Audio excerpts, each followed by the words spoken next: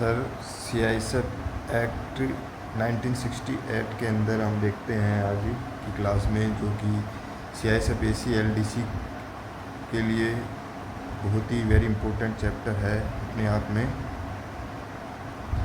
Sir आज हम इसी के बारे में एक ओवरव्यू ले लेते हैं क्लास का।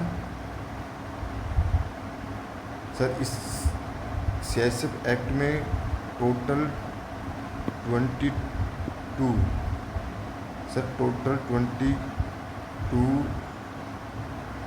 एक मिनट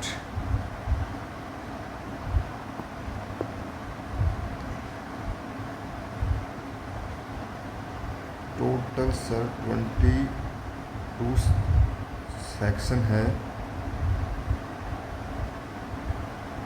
जैसे कि देख पा रहे हैं हम।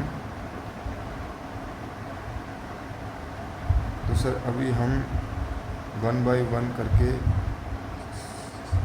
सभी सेक्शनों को देखेंगे। सर जो एक्ट आया था, ये ध्यान रखना है, क्वेश्चन आजकल जो फ्रेम हो रहे हैं सर थोड़ा डेप्थ में जा रहे हैं। पहले थोड़ी मोटा मोटी पूछा जाता था, लेकिन आजकल क्वेश्चनों को थोड़ा UPSC है सर, थोड़ा सा क्वेश्चनों को इन डेप्थ में जाके पूछ रही है। और UPSC सर हमेशा चैलेंजिंग रहता है, रहेगा भी। UPSC को आप नॉर्मली जज नहीं कर पाते हैं, बट हमारा काम ये है कि जो भी सिलेबस अकॉर्डिंग सिलेबस हमारा पॉइंट है, उसको हमें अच्छे से डेप्थ में जाके रीड करके जाना है एग्ज़ाम के लिए। तो सर ये एक्ट नंबर याद रखना है 15 ऑफ 1968 अमेंडमेंट था ये।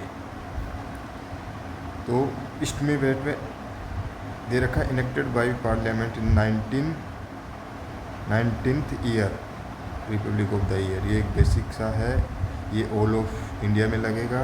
ये कम इन टू सेंट्रल गवर्नमेंट के नोटिफिकेशन ऑफिशियल गजट से आया है।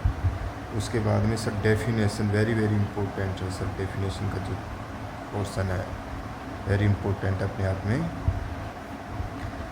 सर इसमें सेक्शन 2A में दे रखा है DG को अपॉइंट किया गया है सेक्शन 4 में। DG डायरेक्टर जनरल जो है फोर्स का जो मेन हेड होता है, उसके बारे में उसके बताया रखा है। Enrol member of the force जो हम EMOF बोलते हैं, ये सेक्शन 2AA में है। AB का ध्यान रखें सर। फोर्स AB यानी ये है फोर्स क्या होती है, फोर्स की डेफिनेशन क्या है, उसको बताया गया है। फोर्स कस्टडी A+C मिलके दिखाता है फोर्स कस्टडी को। 2 का AC मतलब होता है सर फोर्स कस्टडी को दिखाता है, बताता है, ध्यान रहेगा। अब आगे आते हैं सर इंडस्ट्रियल अंडरटेकिंग 2 के B में सर इंडस्ट्रियल अंडरटेकिंग के बारे में बताया गया है। एक मिनट पेन चेंज करते हैं। ओके 2 के B में सर इंडस्ट्रियल अंडरटेकिंग के बारे में बताया गया, जो कि वेरी इंपॉर्टेंट है और एग्जाम में पूछा भी गया है सर। ये प्रीवियस क्वेश्चन जब आप देखोगे तो पता चलेगा। 2 के B में इंडस्ट्रियल अंडरटेकिंग है। इंडस्ट्रियल अंडरटेकिंग में पब्लिक सेक्टर। तो सर 2 के C में पब्लिक सेक्टर को दिखाया गया है, और 2 के B में pertaining to scheduled industry engaged in any other industry, trade, business और सर्विस। ये ऐसे कैसे D2R को लैंग्वेज मिलेगी। अगर इस प्रकार एनी ट्रेड बिजनेस के बारे में अगर कोई बात होती है तो ये इंडस्ट्रियल अंडरटेकिंग में है। पब्लिक सेक्टर जो है ये control by own managed.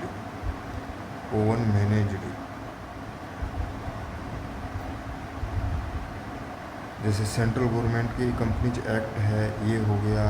Corporation establishment bye act on central state हो गया, स्टेट चलाती है कुछ, तो ये होते हैं पब्लिक सेक्टर को दिखाते हैं। अभी आते हैं 2CA में इंडस्ट्रियल इस्टेब्लिशमेंट क्या है। 2 का C जो A है वो दिखाता है industrial establishment. Any company define under section 3 companies act में दिखाया गया है, रजिस्टर्ड है 59(6) में।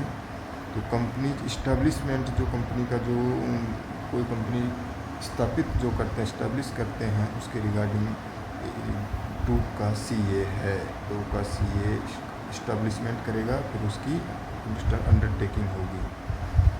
तो पहले अंडरटेकिंग किया, 2 का B में अंडरटेकिंग किया, उसके बाद में इस्टेब्लिश किया। एक सीरियल वाइज हमें इसको माइंड में रखना है इन चीज़ों को। C में है industrial undertaking by public sector में। फिर आता है सर जो 2CB, 2CB में है जॉइंट वेंचर, जॉइंट वेंचर को दिखाता है। जॉइंट वेंचर होता है कि कोई भी सेंट्रल या गवर्नमेंट या कोई प्राइवेट इंडस्ट्रियल आपस में जॉइंट में होकर जुड़ करके आपस में अगर कोई कंपनी इस्टेब्लिश करते हैं, जैसे नहीं होता PSU सेक्टर जिसमें सेंट्रल और प्राइवेट का पार्ट होता है, प्राइवेट कंपनी का अपना हिस्सेदारी होती है, सो जॉइंट वेंचर में कैटेगरी में आया है। 2 का E में सर दे रखा है मैनेजिंग डायरेक्टर। मैनेजिंग डायरेक्टर किसी भी इस्टेब्लिशमेंट का जो हेड होता है वो मैनेजिंग डायरेक्टर की रेंज में आता है। और इसमें सर इसको अलग अलग नामों से जाना जाता है, ये भी पूछा गया है सर, इसका ध्यान रखना है। अभी आपने से पूछेगा कि मैनेजिंग एजेंट हो सकता है, वो मैनेजिंग जनरल मैनेजर हो सकता है या मैनेजर हो सकता है। चीफ एग्जीक्यूटिव ऑफिसर CEO जिसको बोल रहे हैं वो भी हो सकता है, CEO जिसको बोल रहे हैं, एनी अदर नाम से भी जाना जा सकता है। लेकिन सर क्या आपको पता है इसमें कि जो मैनेजिंग डायरेक्टर नाम का कोई रैंक होते हैं? अगर एग्ज़ाम में ये भी पूछा है कि मैनेजिंग डायरेक्टर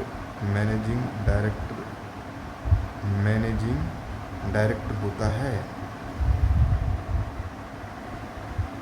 नहीं सर, तो ये रैंक का भी हमें आपको ध्यान रखना है। ये इसी में से पूछ लेगा। जनरल मैनेजर GM होता है, मैनेजर होता है, चीफ एग्जीक्यूटिव ऑफिसर होता है, लेकिन कोई ऐसी रैंक दे देगा अच्छे से नहीं होने से वहीं फंसा देगा हमें, तो उसका ध्यान रखना है। फिर नेक्स्ट चलते हैं हम sir, force member of the force. 2 का F में सर दिया गया है MOF, member of the force, यानी कि अप टू DG, फॉलोअर्स से लेके अप टू DG तक की जो रैंक दी गई है वो सभी मेंबर ऑफ द फोर्स में आते हैं। ठीक है। उसके बाद में सर प्राइवेट इंडस्ट्रियल अंडरटेकिंग है, own control manage by central government public sector, ये देख लेना। शेड्यूल इंडस्ट्री 2 के H में दे रखी है। शेड्यूल इंडस्ट्री क्या होती है? Any industry engage production of article first schedule of the development. ये जो शेड्यूल इंडस्ट्री है इसके 1951 में दिखाया गया है।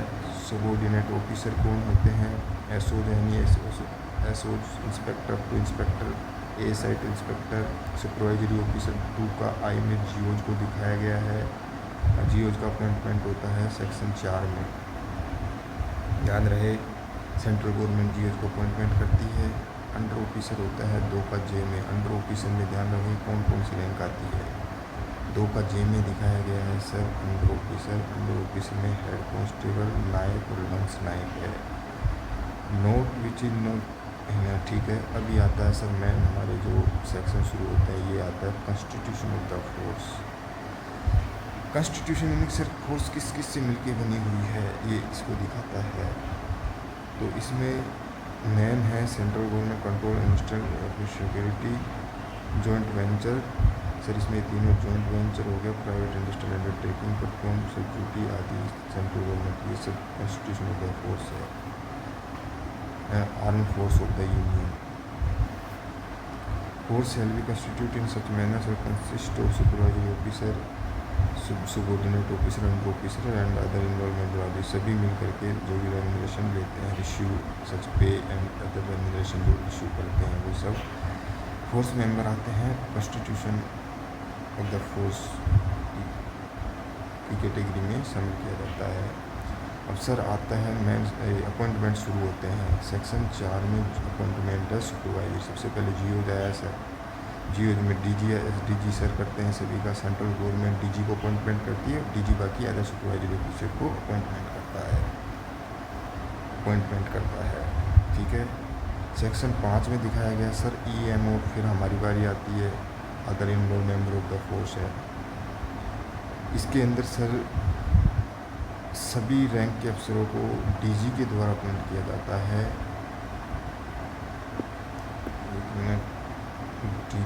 डीजी अपॉइंट करता है सर और रूल्स एंड रेगुलेशन के तहत। ठीक है। सेक्शन 6 बताता है certificate of enrolled member of the force. 5 में अपॉइंटमेंट है, 6 में उस उनको सर्टिफिकेट दिया जाता है by the seal, under the seal and DG of the supervisor officer, DG ये आपका। सेक्शन नंबर 7 में आते हैं sir superintendent and administration of the force. इसमें सर ये भी अच्छे से क्वेश्चन पूछे गए हैं, इसमें फ्रेम करके 1 से 2 टाइम्स क्वेश्चन आए हैं। इसमें सर पूछा जाता है कि सुपरिटेंडेंस कौन करता है हमारी फोर्स का। तो हमारी फोर्स का जो सुपरिटेंडेंस होता है वो सेंट्रल गवर्नमेंट होती है। सुपरिटेंडेंस में सेंट्रल गवर्नमेंट करती है, और कमांड सुपरविजन एडमिनिस्ट्रेशन जो चलाता है वो सर डीजी सर चलाते हैं। यानी कि सुपरविजन करने का काम है सेंट्रल गवर्नमेंट का, और कमांड सुपरविजन एडमिनिस्ट्रेशन सुपरिटेंडेंस करता है। ठीक है। इसके बाद सर इसमें बेसिक से देखना है, इसको देख लेना है। और भी है, अभी आता है सर सेक्शन नंबर 8 जो कि dismiss removal member of the force को दिखाता है। सर इसमें ध्यान रहे article number 311 of the constitution of the force central government and supervisor officer dismiss और compulsory retirement, remove from service, reduction in rank, post things duty and dismiss award है। इसमें dismiss में आते हैं ऐसी punishment, careless neglect of duty, vendors unfit in discharge, fine punishment को दिखाता है। जैसे 7 दिन से ज़्यादा नहीं हो सकता, इसमें 15 दिन देते कि आपसे पूछ लेगा। नोट एक्सीडिंग फाइन, पे और reduction in pay 7 days maximum है सर। फिर extra duty, drill, fatigue, other जो बिलो रैंक एसओ से बिलो रैंक कोई पनिशमेंट भी रहता है, एक्स्ट्रा ड्यूटी है, fatigue and other duty. Removal from service and restrictions है, रिमूवल हो गया दूसरे मेजर में आ गया, पनिशमेंट हो गया। विथ होल्डिंग इंक्रीमेंट और विथ और विदाउट कम्युनिटी इफेक्ट, इस पर अच्छे से फोकस करना है। विथ और विदाउट कम्युनिटी इफेक्ट 2 चीज़ दिखाई गई है। विथ यानी कि हमेशा रहेगा, अगर एक बार इंक्रीमेंट डाउन कर दिया तो वो लाइफ टाइम चलेगा। विदाउट कम्युनिटी इफेक्ट मतलब जितने टाइम के लिए वो बंद किया है उसके बाद में ऑटोमेटिक वो रेज्यूम हो जाएगा, कंटिन्यू हो जाएगा। विथ होल्डिंग ऑफ प्रमोशन हो सकता है, सेंसर हो सकता है, ये पनिशमेंट दी जाती है। फिर सर 8 में जब इनको पनिशमेंट दे दी गई है तो वो क्या करेगा भाई, फिर उसके पास जब उसको पनिशमेंट कर दी गई है तो फिर सर वो अपने बचाव के लिए कुछ करेगा। तो बचाव में सर वो करेगा अपील। सेक्शन नंबर 9 बोलता है अपील एंड रिवीजन। ठीक है। सेक्शन नंबर 8 में जो भी पनिशमेंट बनती है वो दे दी है। फिर सर सामने वाला अपने बचाव के लिए अपील करेगा। अपील करेगा सर वो, इसमें कंडीशन है अपील के लिए, जब से उसको कॉपी मिली है, communicate to him prefer and appeal against the such authority prescribe. तो विद इन 30 डेज में सर अपील करेगा वो बंदा। Within 30 days date on communicate, जब से उसको वो कॉपी दी गई है तब से वो 30 डेज में अपील करेगा। इन केस सर 30 डेज में अपील नहीं कर पाया, सफिशिएंट काउज है उसके पास फिलिंग द अपील टाइम, तो उसको आगे भी कंसीडर किया जा सकता है। अगर वो अथॉरिटी को लग रहा है कि वो अपने कारणवश किसी कारणवश अपील नहीं कर पाया, जो कि उसका एक जेन्युइन प्रॉब्लम था, तो उसको आगे भी कंसीडर किया जा सकता है। वैसे 30 डेज ही एक टाइम लिमिट दी गई है। ठीक है सर। नेक्स्ट पॉइंट इसमें एक दिया गया है, any enrol member of the force agreed by an order pass and appeal and section which within, अगर वो 6 months from date of the communicate order of the revision petition, very important sir. तो इसमें sir